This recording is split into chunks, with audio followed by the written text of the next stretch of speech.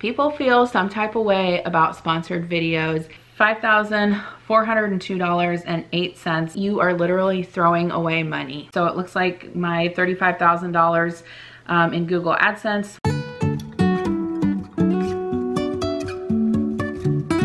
Hey guys, it's Jen. Welcome back to my channel and welcome back to another video. This is actually the second video in a two-part series.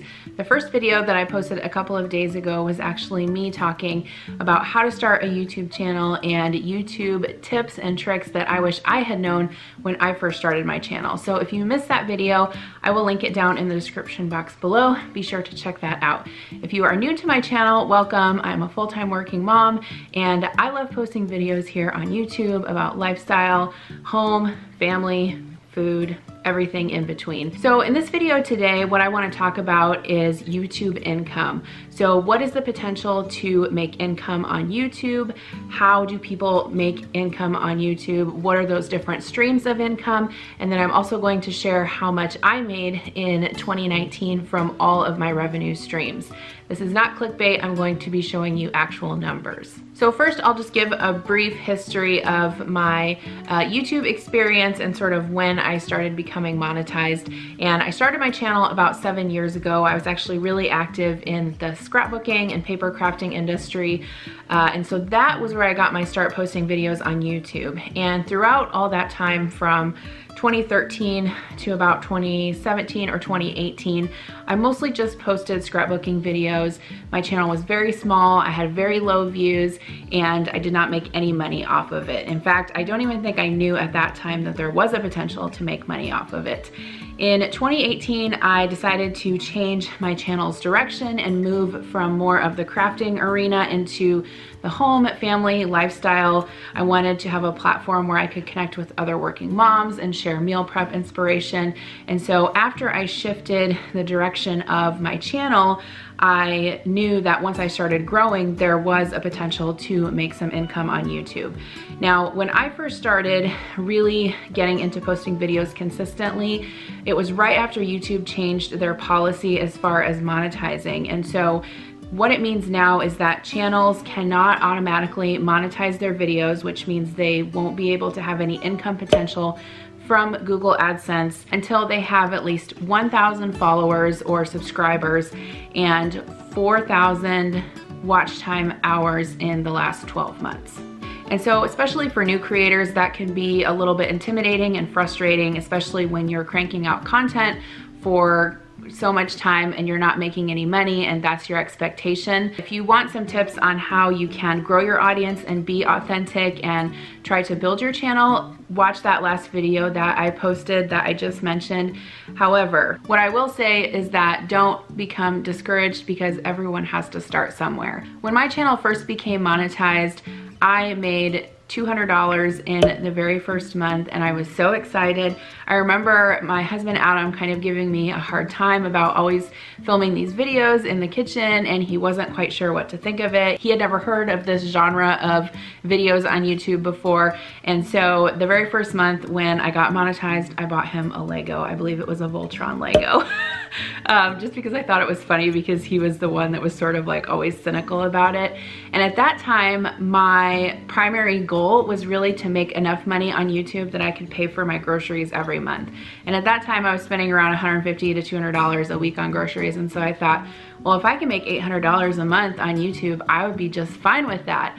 And little did I know, only 6 months later, I would be making $2,000, $3,000, $4,000 a month, which obviously exceeded my wildest expectations. So there are many different ways that folks can make money on YouTube, but the three main buckets that I'm going to talk about today are AdSense revenue, or the money that you get directly from YouTube, Google AdSense. Google owns YouTube, so technically you get paid by Google. So Google AdSense revenue, sponsorships or sponsored videos or brand deals, and affiliate links. So as far as Google AdSense revenue, what this means in a simple way is that YouTube decides that they will insert ads in your videos based on how well your video is performing. And so if you have a video that's really performing very well, they may insert a lot of ads in there, or they may insert more high dollar ads in there. And so the income that you get from Google AdSense is variable. There are some months of the year when revenue is higher and ad rates are higher. December is a good example because a lot of companies are advertising for Christmas. And so, for example, last year, December was one of my largest months of income on YouTube just because of that, and because I did Vlogmas and posted a video every single day. Now, creators can decide whether or not they want to insert ads in their videos or just let YouTube do it automatically. Personally, I do not go in and insert ads in any of my videos. I actually don't even see ads on YouTube because I have YouTube Premium. And so whenever I watch my videos back or watch anyone else's videos, I don't see any ads. And so when I upload a video, I just let YouTube post ads wherever they want. And so far, I haven't really gotten any negative feedback on that. I know I've seen different comments before, not on my videos, but other people's videos, that there were too many ads. But I just want to say, in my case, I don't insert ads into any of my videos. I just let YouTube do all that behind the scenes. So what's also important to know is that YouTube will take about 45% of the ad revenue made by your video off the top. So you don't technically get all of that money. YouTube is taking a rather large cut of it, which I guess is understandable because it is their platform and they are letting you upload on it.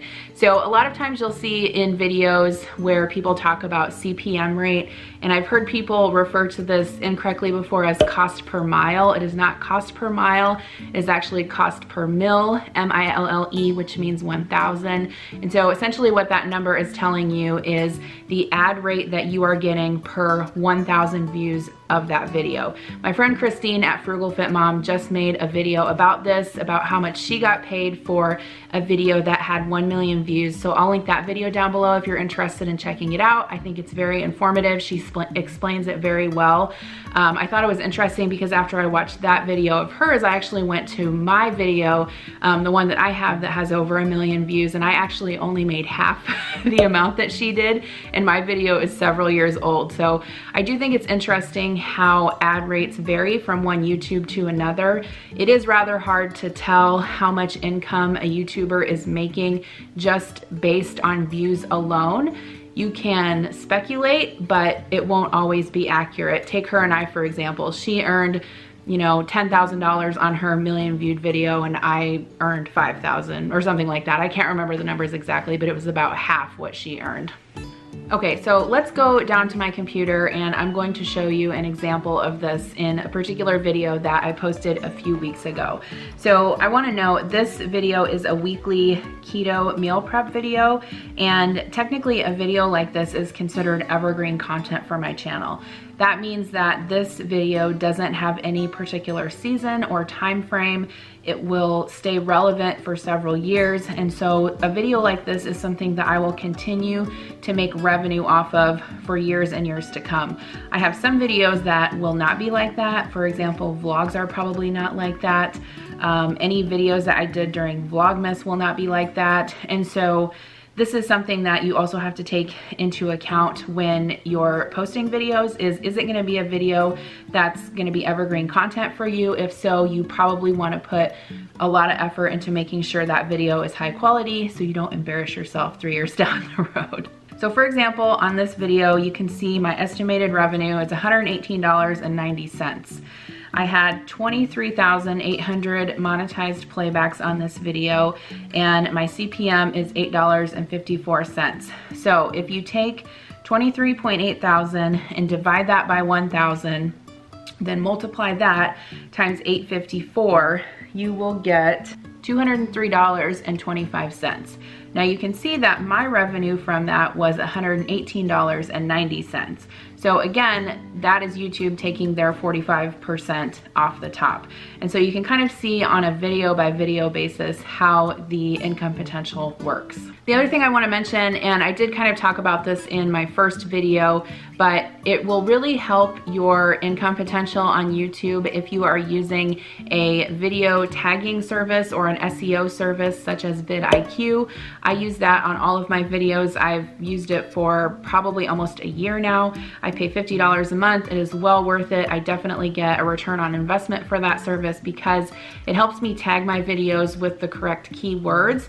It helps me put the correct keywords in my description box and in my title so that I can get the most number of people seeing those on YouTube. My goal is to always have my videos pop up in someone's recommended feed that doesn't know me or hasn't seen my videos before. And I know this works because I get comments all the time. I just found you, I love your videos, I relate to you as a working mom, I can't believe I haven't found you before. And so I know that YouTube is pushing my videos out based on those tags that I use. And so that's more people that I can have join my audience and ultimately more views that my videos are going to get. So that's kind of how AdSense works in a nutshell. YouTube pays out monthly. Typically we get paid on the 21st for the previous month. So for example, today is February 20th.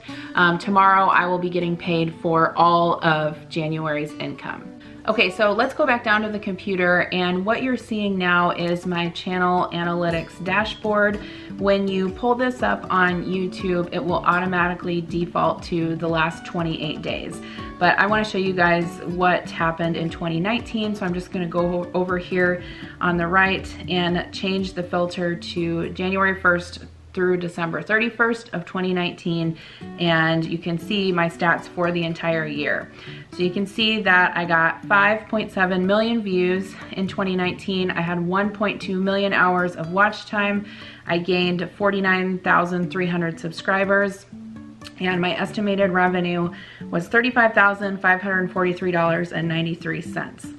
If I scroll down on this page, it will show me my top videos during that period, so my top videos of 2019. So you can actually see that my top video was epic meal prep, chicken salad, egg bites, etc. That video was a video that I published June 25th of 2018, and that was my most viewed video of 2019.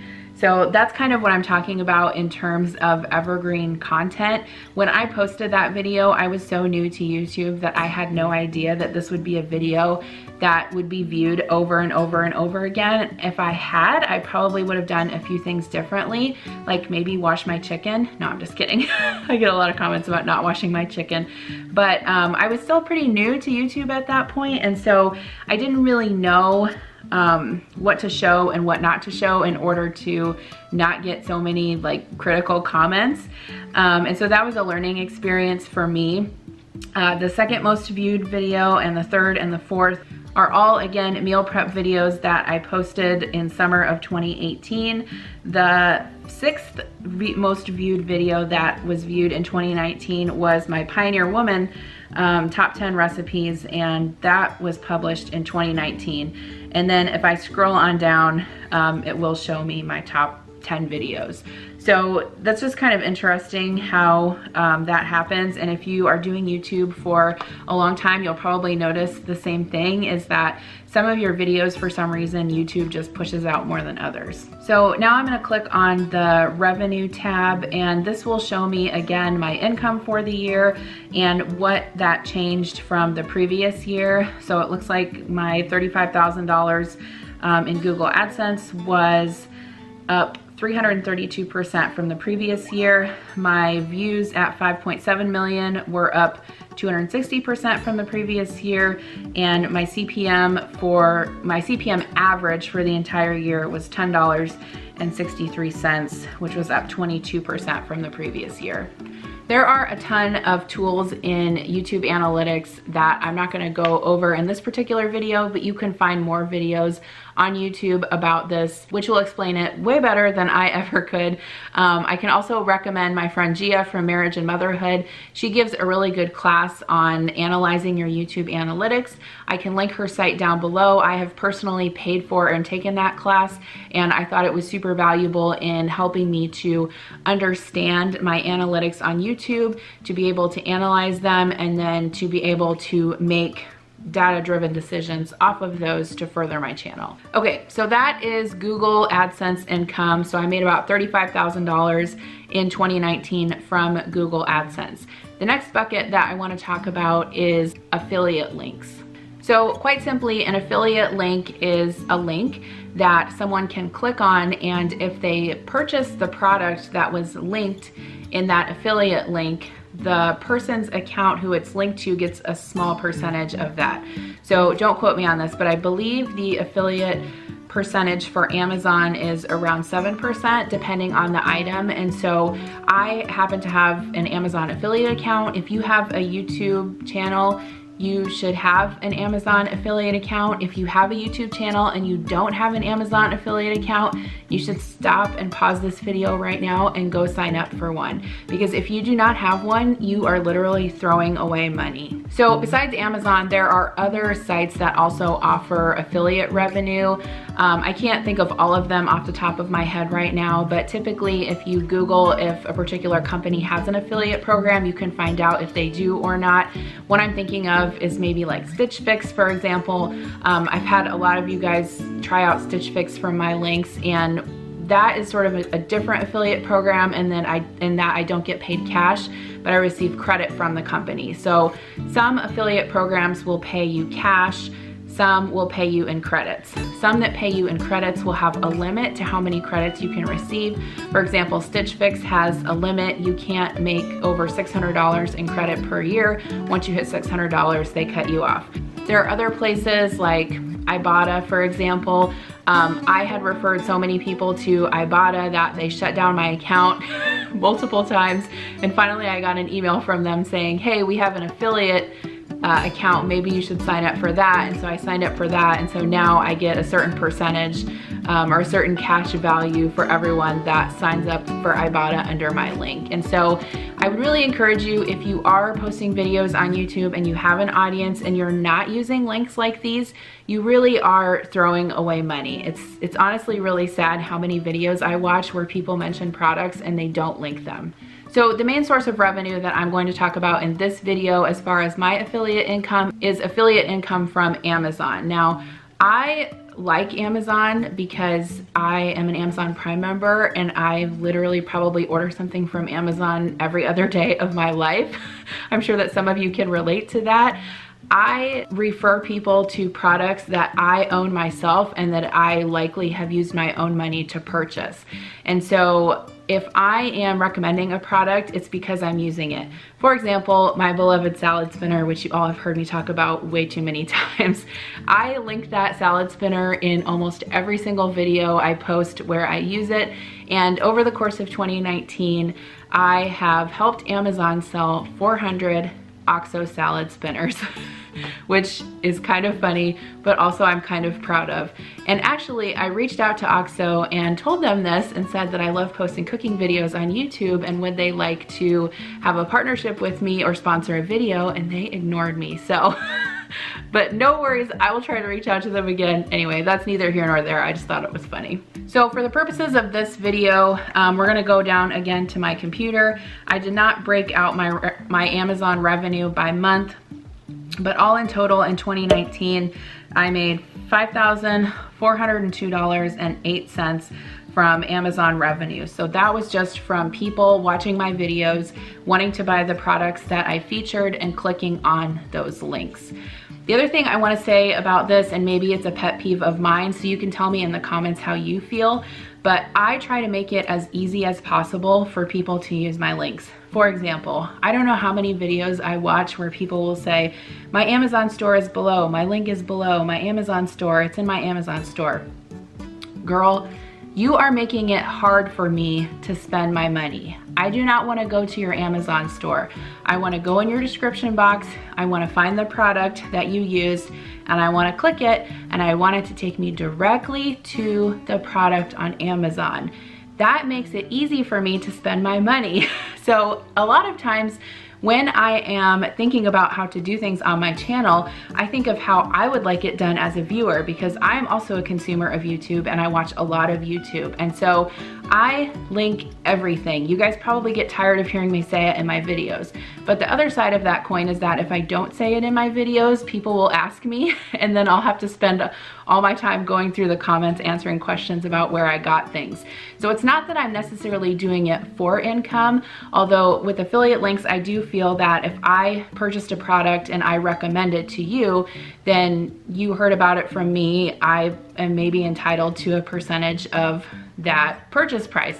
I know that people feel all over the board about that. Some people feel like they're, you know, you're greedy or you're thirsty or you're money grubbing or whatever.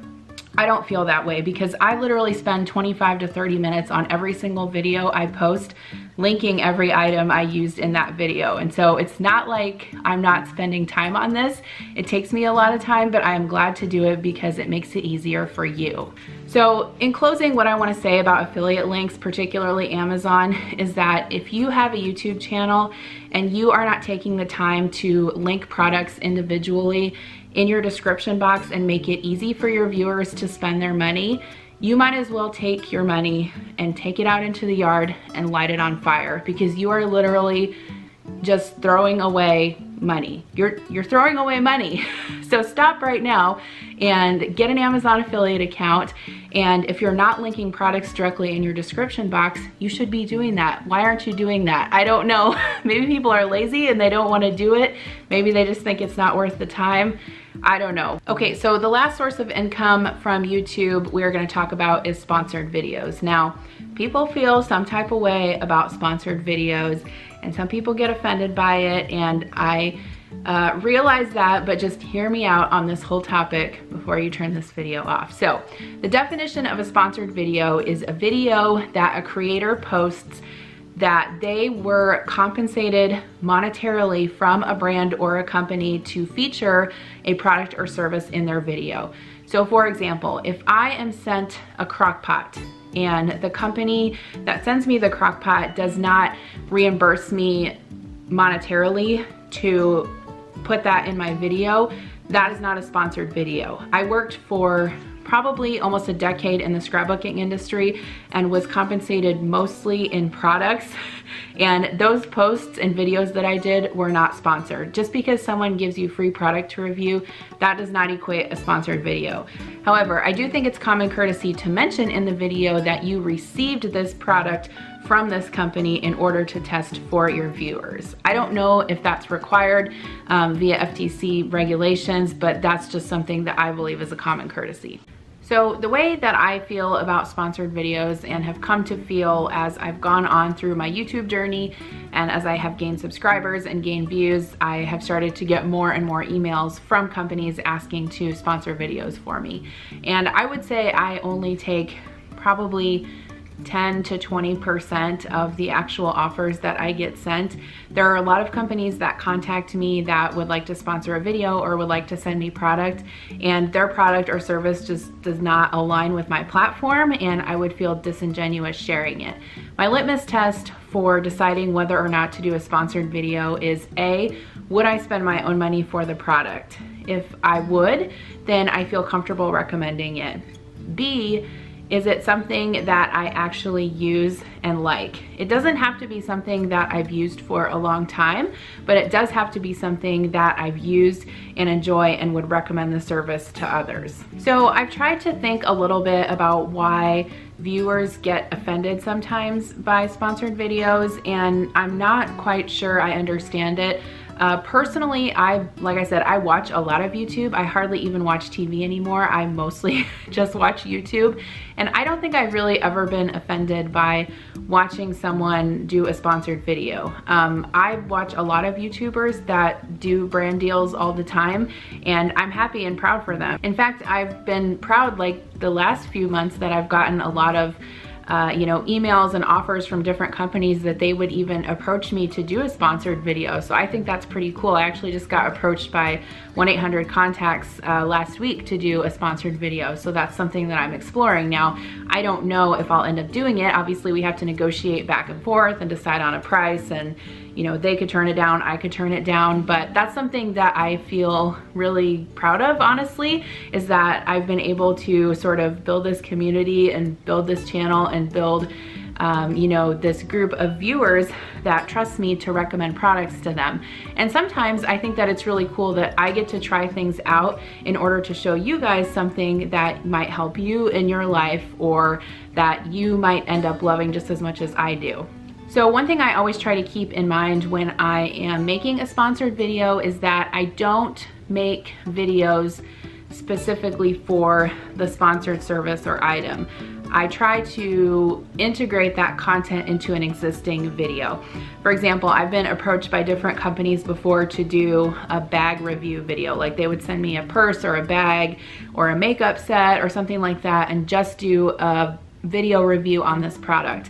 And I always turn those down because that's just not the type of video I make. Now, if they're willing to send me a product or a bag and say, you know, give me the creative freedom to try it out, decide if I like it, and then integrate it into my existing content, then I'm totally fine with that. But I'm not gonna just be making bag review videos, because that's gonna pop up in your feed and you guys are gonna be like, what is she doing?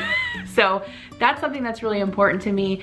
I always attempt and try to integrate that content into a already existing type of content on my channel. The other thing I want to say about sponsored videos is the timing. So like this week that I'm filming this particular video, I actually have 3 sponsored videos that are posting this week. And so I realize that that may be off-putting to some viewers, but honestly, it's like either feast or famine. And so sometimes it just works out that I may not do a sponsored video for 2 months, and then all of a sudden I have 3 or 4 right in a row. And so just know that that's not anything that I plan on my part. Obviously, I try not to do that. I try to intersperse other videos in between that, but I just wanted to also throw that out there.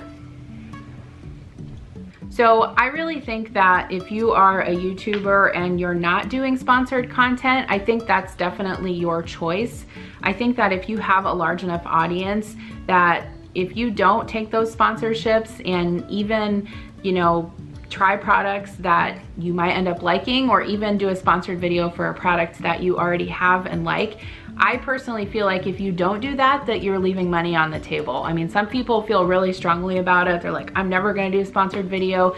You have to understand that these companies, the reason why they want this content in your video is because sometimes it's more efficacious for them to have that content embedded in your video rather than to pay for an ad on YouTube, because people have ad blockers, people skip ads. Now, obviously, if I'm talking about a product in one of my videos, someone can surely skip through it, but the chances of them doing that are far less than using an ad blocker or skipping the ad.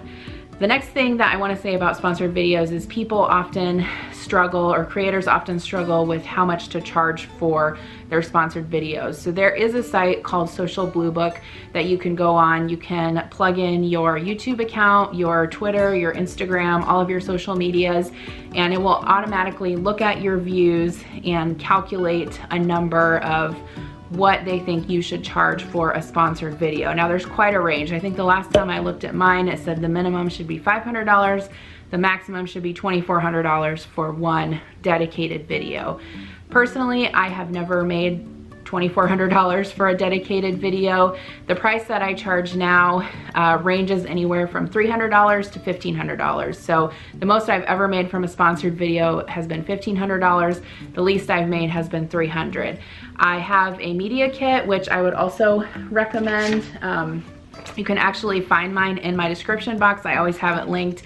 It is 3 pages. I made this on Canva with a template, and basically this is a kind of like a portfolio that I can send to brands when they contact me. And what it does is it shows my channel, how many followers I have, how many followers I have on Instagram, how many I have on Pinterest. It kind of talks about who I am, what some of my YouTube stats are, some brand partnerships that I've done before, and then I also list some of my channel demographics, what some of my popular videos are, and then the collaboration rates. So currently what I'm charging is $1,400 for a sponsored dedicated video, and then $500 for product usage or mention. So a mention would be something like a portion of this video is sponsored by blank. It doesn't mean that they sponsored the whole video, but they monetarily compensated me for showing their product in a portion of the video. The whole video is not dedicated to that product or service, just a portion of it is. So that's kind of the difference between a mention and a totally sponsored dedicated video. Okay, so now I'm gonna take you down to my computer and I'm going to show you my sponsored video income from 2019. So you can see that I sort of have it separated by month here, and I have the companies that I worked with across the top. I went ahead and blacked out all of the cells because I did not want to share specific amounts. I'm actually prohibited from sharing certain amounts. And so the companies I worked with in 2019 were Home Chef, Skillshare, Poshmark. Inked is actually a online,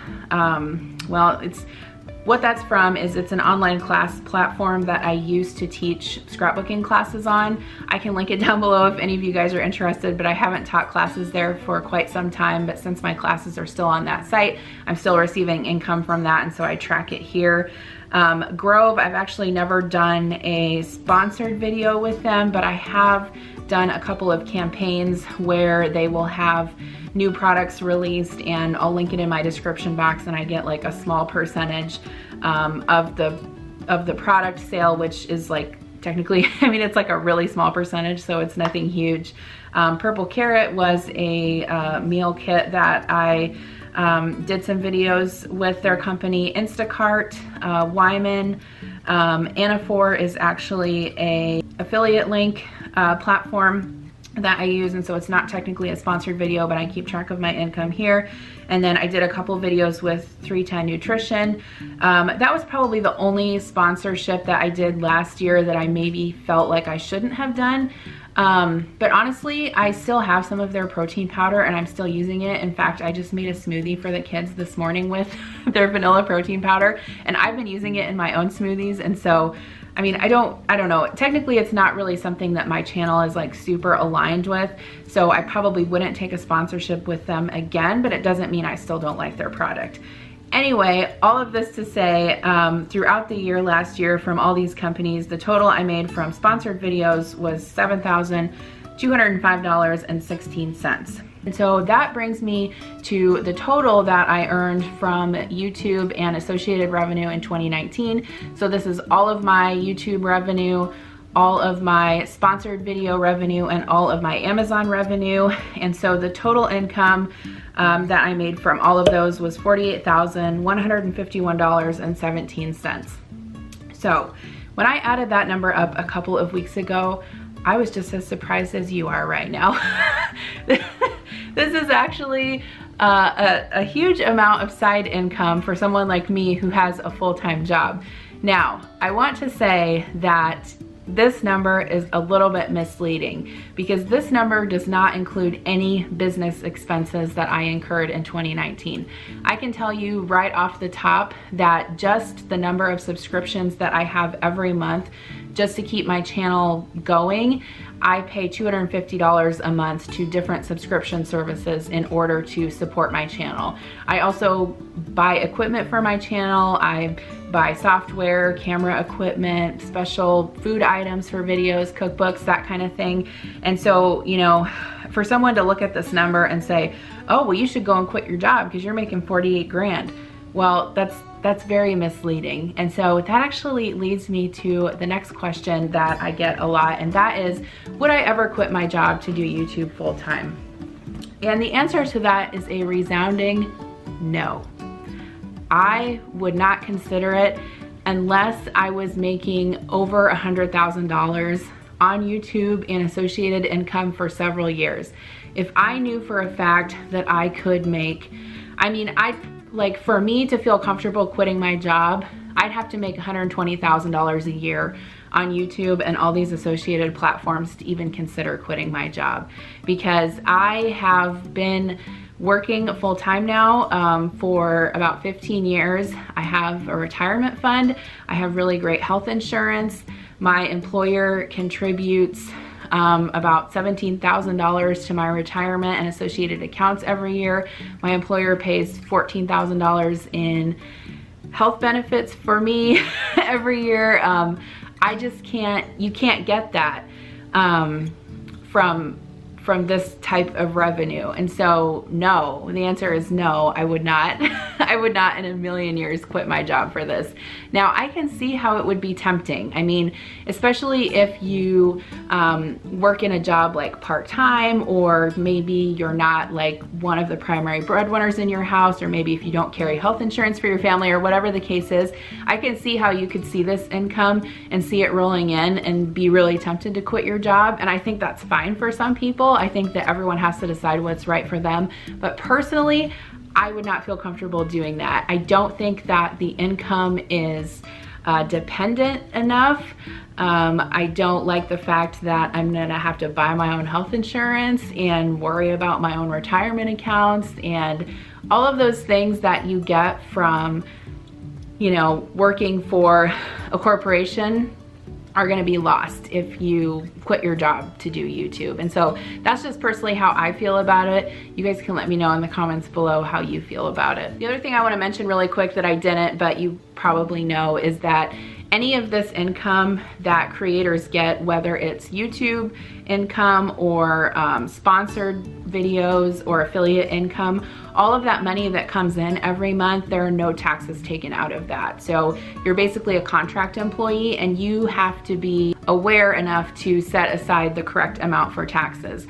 So what I did last year was I took 30% right off the top of that and set it aside. So right now, 30% of that money is just sitting in a savings account waiting until we file our taxes this year. So based on what we end up paying out this year to the federal government, that will for me decide what I start to hold back this year as I make more revenue. So I guess what I'm saying is that number is sort of misleading, because that's not what I took home at all. So I hope that answered any questions for you about YouTube income, how YouTubers make money, what the income potential is.